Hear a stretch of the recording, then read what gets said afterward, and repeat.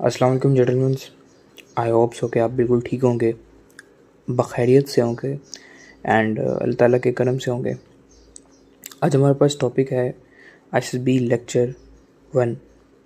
हमारे पास first lecture है and that is the main thing जिसके लिए you all of have given your fees to the नेस्प। ठीक है, तो सबसे पहले आपके पास आज हम पढ़ेंगे एक जो कॉमन स्टूडेंट है और साथ में जो एक रिकमेंडेड स्टूडेंट है, what is the difference between them. Like कौन सी ऐसी 4 गलतियाँ या 4 से 5 गलतियाँ हो जाती हैं जो कि एक कॉमन स्टूडेंट्स को रिकमेंडेड होने से रोकती हैं। ठीक है, so our first thing is over confidence. देखो, कुछ एकेडमीज़ में ये समझाया जाता है कि आपने जब उधर जाना है तो आपने बहुत ज़्यादा ओवर बोलना है, सबसे ज़्यादा बोलना है। कुछ एकेडमीज़ में सिखाया जाता है कि आपने जितना ज़्यादा बोलोगे उतना ज़्यादा रिकमेंड होगे। आपने किसी और से पहले सबसे पहले आपने बोलना है ऊपर, सबसे पहले आपने ऊपर बोलना है। This strategy is wrong. ठीक है, अगर आप अपने पास ये सोच के बैठे हैं कि यार मैं सबसे ज़्यादा बोलूँगा, तो दिस इज़ रॉन्ग। सबसे पहले आपको ये पता होना चाहिए कि एक जो ISSB है उसके अंदर क्या क्या चाहिए। ISSB में एक ऐसा बंदा चाहिए जो कि जोड़ सके, दूसरों को जोड़ सके, ना कि वो बस खुद अपने आप को ही बस समझता रहे। देखो, आप अपने आप में ये चीज़ महफूज रख लो कि लीडर वो नहीं होता जो कि खुद दूसरों को दबाता है, दूसरों को ऐसा फील करवाता है कि यार मैं तुमसे सुपीरियर हूँ, मैं तुमसे डोमिनेट कर रहा हूँ। That is not a leader, that is a kind of suppressor, that is a kind of dominator. वो just in ISSB we want a person who is a leader. Leader is not the one. There is a difference between a boss and leader. एक जो boss होता है वो ऊपर से pressure डालता है, भाई काम करो काम करो काम करो काम करो। और जो लीडर होता है वो उस काम को पहले करता है कि यार ऐसे करो, मेरे साथ करो। He is not the one who just जो ऊपर से इंस्ट्रक्शंस देता है। I hope you get me. तो ओवर कॉन्फिडेंस आपने नहीं बनना। आपने ये ऐसा शख्स नहीं बनना कि जो कि बस ऊपर ऊपर ऊपर से सिर्फ और सिर्फ देता रहे, इंस्ट्रक्शंस देता रहे कि आप ऐसे करो ऐसे करो। ओवर नहीं बनना। I hope you are getting me. Over नहीं बनना। कुछ अकेडमीज़ में ये बताया जाता है कि भाईजान आप जितना ओवर करोगे, जितना ज़्यादा बोलोगे उतना ज़्यादा होगा। नहीं, दूसरों को बारी देनी है। You should play a kind of role जो कि वीक वालों को और साथ में डोमिनेट वालों को एक जगह पे रखे। ISSB में आप जाएंगे, बहुत से ऐसे लड़के होंगे जो कि डोमिनेट कर रहे होंगे, बहुत से ऐसे लड़के होंगे जो कि वीक होंगे। तुम्हारा मेन काम ये होना चाहिए कि तुमने वीक वालों को भी बाड़ी देनी है। जो शख्स, जो बाकी बच्चे वीक वालों को बाड़ी नहीं दे रहे होंगे, तुम्हारा ये काम होना चाहिए कि तुम उनको बाड़ी दो। ठीक है, I hope you are getting me. Then after it is lack of confidence. सबसे पहले अगर हम ये जान लें कि लैक ऑफ कॉन्फिडेंस क्यों होता है।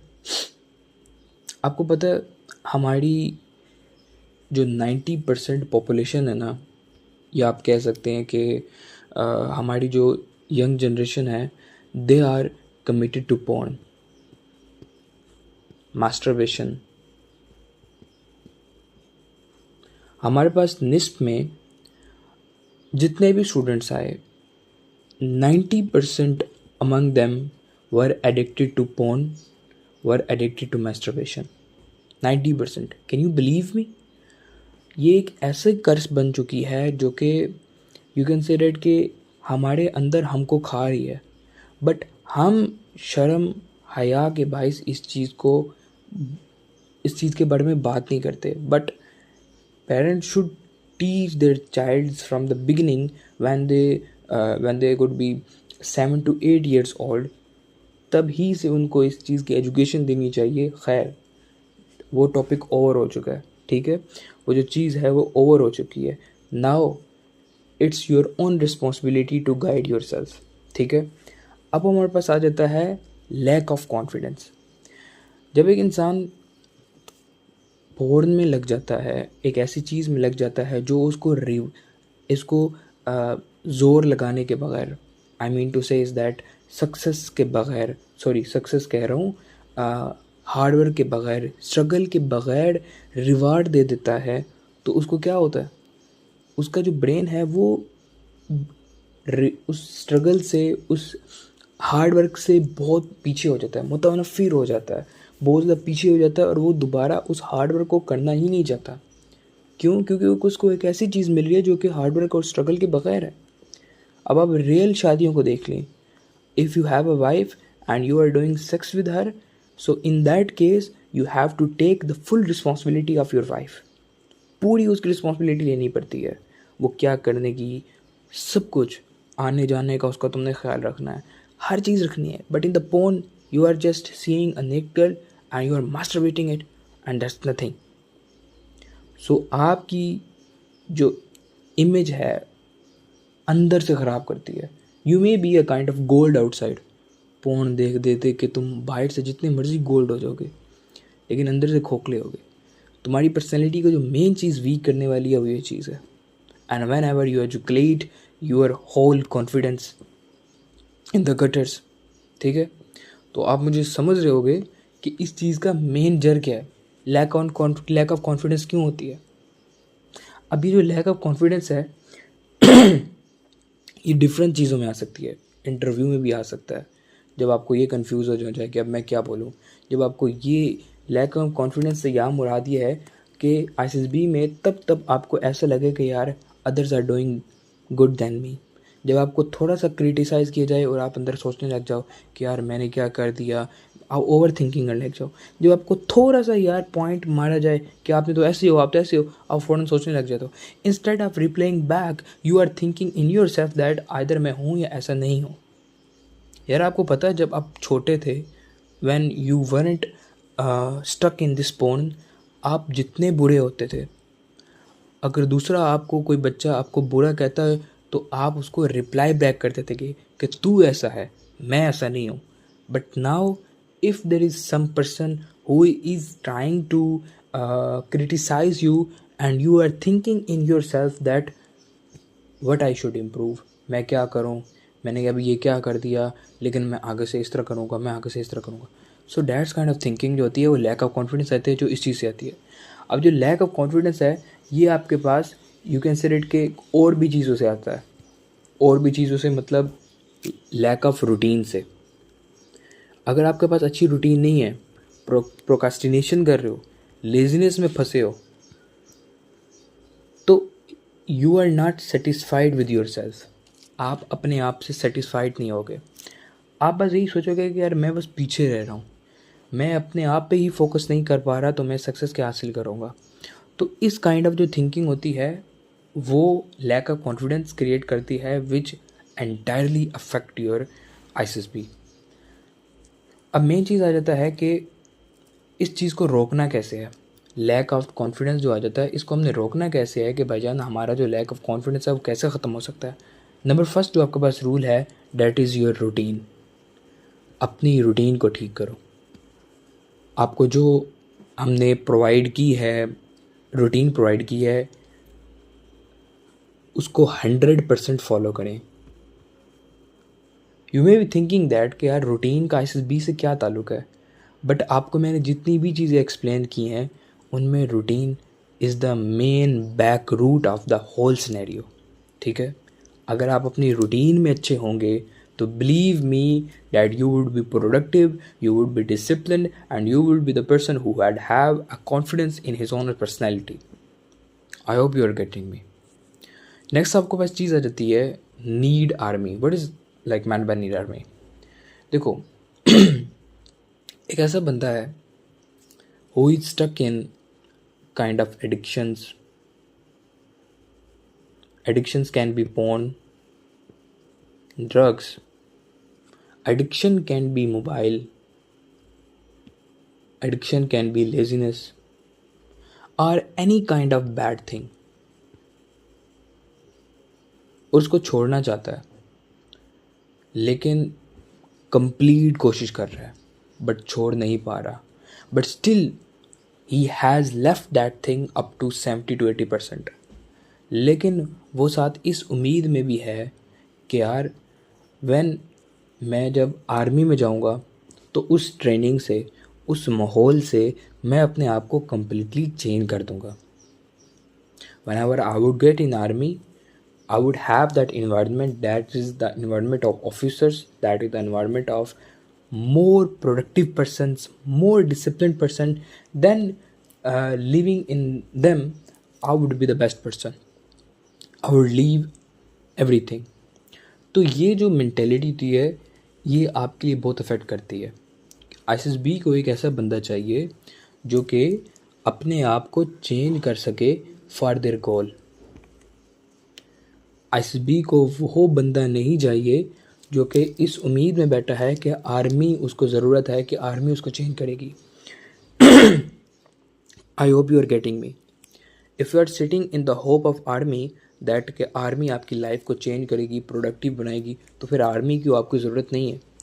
बट अगर आप अपनी लाइफ को आर्मी ज्वाइन करने से पहले चेंज कर सकते हो कि यार नहीं, मैंने अपने गोल को फाउंड करना है और हासिल करना है, और उससे पहले मेरे अंदर जितनी भी खसलतें हैं, बैड थिंग्स हैं, मैं उन सबको दूर करूँगा, and I can and I would. ठीक है, तो तब यू हैव द थिंग कि यार आपने अपने आपकी मेंटेलिटी को, अपनी पर्सनैलिटी को मोल्ड किया है, चेंज किया है for the ISSB. You are not the one who is sitting in the hope of army. देखो, हर चीज़ होती है वो आपकी आइडेंटिटी पे होती है। जब आप आईएसएसबी में ये सोच लेके जाओगे कि यार मुझे आर्मी की ज़रूरत है ख़ुद को चेंज करने के लिए, तो you are representing a kind of person who have kind of little bad flaws hidden in his personality. बेशक आप अभी कर नहीं रहे, but you have a identity in your self. जब आप अपने आप की आइडेंटिटी ऐसे शो करोगे तो साइकोलॉजिस्ट बिल्कुल कम्प्लीटली शो कर लेता है। वो ये सोचेगा कि ही is a kind of person who have flaws hidden in his personality, जो ये शो नहीं करना चाह रहा, तभी इसको इस आर्मी की इस तरह ज़रूरत है। बट अगर आप अपनी पर्सनैलिटी को ऐसे वहाँ पे लेके जाओगे कि that you are a kind of person who have change everything, उसने अपने अंदर से सब चीज़ें बाहर निकाली हैं, उसने अपने अंदर से सब गंद बाहर निकाला है, सब गंद जितना भी उसके अंदर गंद था वो सब कुछ बाहर निकाला है, अपनी रूटीन को ठीक किया है, he have make himself productive, he have make himself discipline and more active than before. Then उसके अंदर एक चीज़ आ गई है कि यार, एक मेंटेलिटी आ गया, एक आइडेंटिटी आ गई है कि यार मैंने अपने प्रीवियस जितनी भी बैड थिंग्स थी उन सबको छोड़ा है, और अब मैं आईएसएसबी में आया बैठा हूँ, एंड नाउ मैं वो फ्लॉज पहले करता था लेकिन अब मैं नहीं करता। जब इंसान खुद ही सोचता है ना कि यार मेरे अंदर कोई फ्लॉज नहीं है, आई एम द बेस्टेस्ट, तो यार सामने वाला बंदा नहीं कर सकता।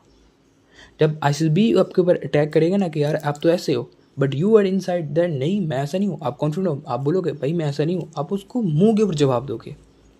आई hope you are getting me कि यार ये चीज़ें जो छोटी छोटी चीज़ें हैं ये आपके लिए वहाँ पे कितनी क्रूशल है।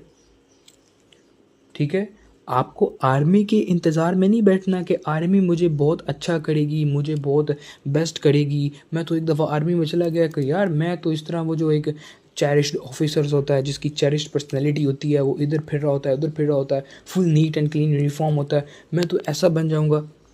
यू वुड इंशाल्लाह, बट नॉट इस मैंटेलिटी से कि यार मुझे आर्मी की ज़रूरत है। तुम्हें आर्मी की कोई ज़रूरत नहीं है। You can change your self, you can change your self by your own brain. तुम्हें खुद के ऊपर कंट्रोल हासिल करना है, खुद को लूज़ नहीं कर देना। Our next thing is dual personality. आपको पता है what is meant by dual personality? Dual personality means a kind of person who is expressing different at a certain point, and after a while he is different, completely different from that previous version. ठीक है, अब इसकी मैं example आपको देता हूँ। अभी जो डुअल पर्सनैलिटी है बच्चों की, ये डिफरेंट वजह से आ जाती है। एक तो एकेडमी से भी आ सकती है। आप किसी फोर्सेस एकेडमी कोचिंग जानते हैं, वो आपको क्या करता है, वो आपको बताता है कि भाईजान आपने ऐसे बिहेव करना है, आपने ये बोलना है, आपकी मेरिट्स ये होने चाहिए, आपके डीमेरिट्स ये होने चाहिए, तो तभी आप क्या करोगे कि तभी आप रिकमेंड हो जाओगे। सिंपली क्या करते हैं कि वो, मैं उनकी स्ट्रेटजी आपको बताता हूँ। They just focus on a one person, एक पर्सन के ऊपर फुल फोकस करेंगे। जब उसके अंदर फोकस आ गया, उसकी रिकमेंड हो जाए, तुक्के से रिकमेंड हो जाए, तो उस के लड़के का क्या करते हैं कि उस लड़के का जितना भी मेरिट्स डिमेरिट्स सब कुछ कॉपी कर लिया, बाकी सबको यही छापते हैं। ओ भाईजान, जब अल्लाह ताला ने आपके फिंगरप्रिंट्स डिफरेंट बनाए हैं हर इंसान के, अल्लाह ताला ने हर इंसान का चेहरा डिफरेंट बनाया है। कभी बाप बेटे से शक्ल नहीं मिलती भाई, सेम मटेरियल है बट शक्ल नहीं मिल रही। क्यों? Because Allah has given you a separate identity, have given you a separate kind of personality. So how एक हर इंसान की पर्सनैलिटी चेंज हो सकती है। मेरे पास हमारे इधर निस्प में बहुत से ऐसे लड़के आए थे जो कि पिछले एकेडमी से आए थे, रिपीटर्स थे जो कि पिछली एकेडमी से आए थे, एंड उनके पास सेम उनके डीमेरिट्स थे। हम हैरान हुए कि यार इन सब के डीमेरिट्स सेम है। डीमेरिट्स थे over thinking, trust easily, and there was also overthinking, trust easily, and there was more। इस टाइप के बहुत ज़्यादा ऐसे थे। तो मेन थिंग इज़ दैट के वो सारे के सारे एकेडमी से आए हुए थे। एकेडमीज़ वालों ने उनको बताया था कि आपने ये डिमेरिट्स रखने हैं। अब इस नौयत में जब एक एकेडमी आपको सब कुछ बता रही है कि आपने ऐसे ऐसे ऐसे ऐसे करना है, और आगे जाके आपकी पर्सनैलिटी चेंज रहती है वैट में और डिफरेंट जितने साइकोलॉजिकल जो टेस्ट होते हैं उसमें एसएसबी आपकी एक पर्सनैलिटी खुद स्केच करता है। फिर वो बाद में इंटरव्यू में देखता है कि हमने जो इसकी पर्सनैलिटी निकाली है साइकोलॉजिकल टेस्ट से, क्या वो इसकी रियल पर्सनैलिटी से मैच करती है नहीं। अगर मैच करती है तो it's mean you are a kind of transparent person, congratulations. But अगर वो मैच नहीं करती तो मतलब आप डुअल पर्सन है। अब वो डिफरेंट चीज़ें भी हो सकती हैं जो मैंने आपको बताई है एकेडमी की वजह से। So I have met with many of the officers जिन्होंने कभी एकेडमी ज्वाइन नहीं की, जो कि बस तुक्के पे देने गए थे। वो तुक्के पे जो देने वाले होते हैं वो रिकमेंड ज़्यादा हो जाते हैं, और जो अन्य वाह मेहनत करते हैं वो नहीं होते। Why? Because there is a difference. जो अन्य वाह वाले होते हैं वो आप कह सकते हो कि यार they are trying to make themselves more good, more enough good, more bestest in everything. But if you leap into the kind of person जो कि बस ऐसे ही जाता है जैसे रियल होता है, तो वो रिकमेंड हो जाते हैं क्योंकि they are representing themselves real. मैं ये नहीं कह रहा कि आपने रियल हो तो आपने सारे हर चीज़ बयां कर देनी है कि यार अब तो वो मेरे वो हैं, अब तो मेरे साजन हैं, साजन को तो हमने सब कुछ बताना है। ऐसा नहीं करना, ठीक है? सब कुछ नहीं बताना। You have to represent yourself positive but real. I hope so कि आपको डुअल पर्सनैलिटी का समझ आ गया होगा कि डुअल पर्सनैलिटी क्या है and what is the reason behind dual personality.